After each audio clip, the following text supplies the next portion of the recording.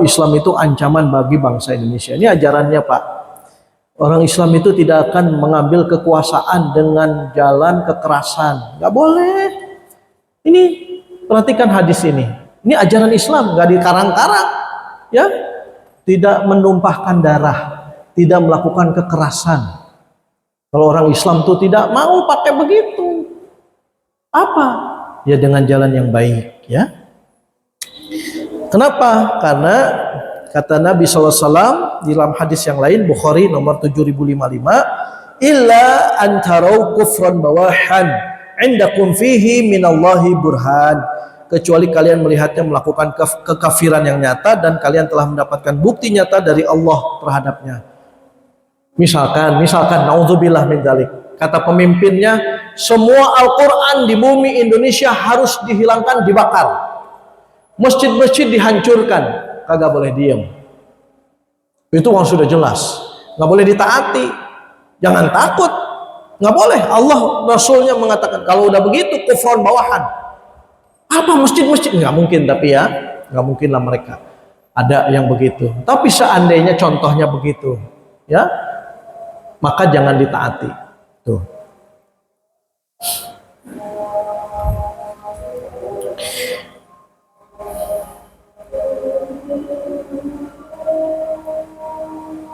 Terakhir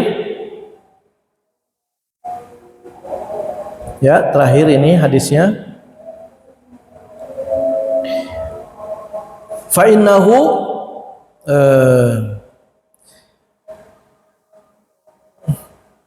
sebelumnya. Nah, kalau kalian hidup, ya, maka kalian akan melihat ikhtilafan katsiratan.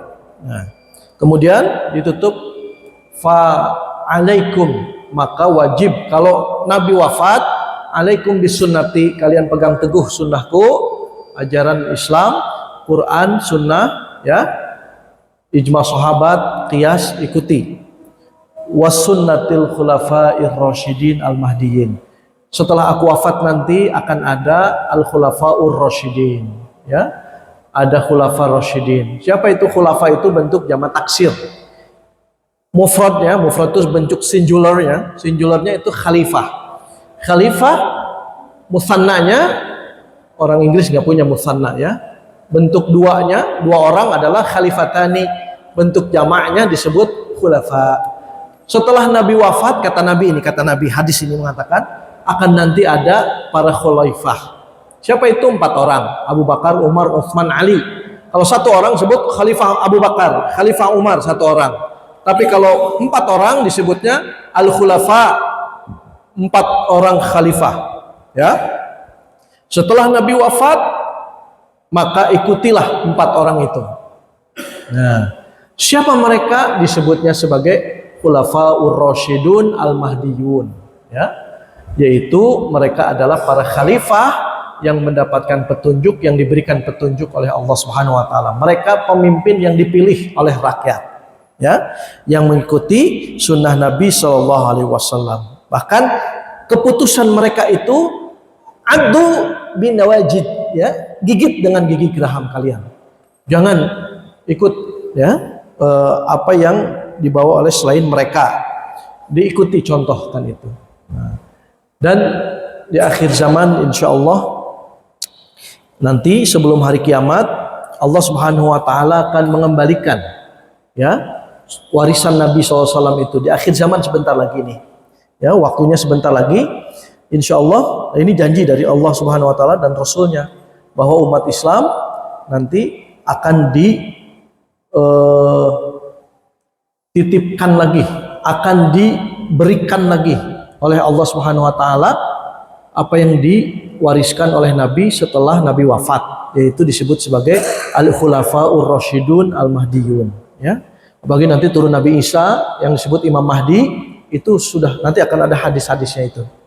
Nanti akan ada di akhir zaman. Ya, mungkin nggak tahu kapan itu, terserah Allah, ya.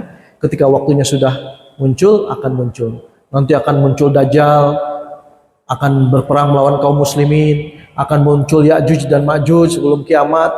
Lalu di saat Nabi Isa turun kembali, nah setelah itu Ya'juj dan Ma'juj dimatikan oleh Allah, dibinasakan.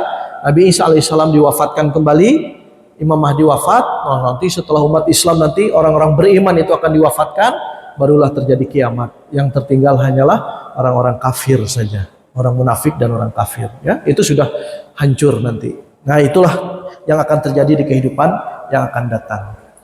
Demikian apa yang bisa disampaikan.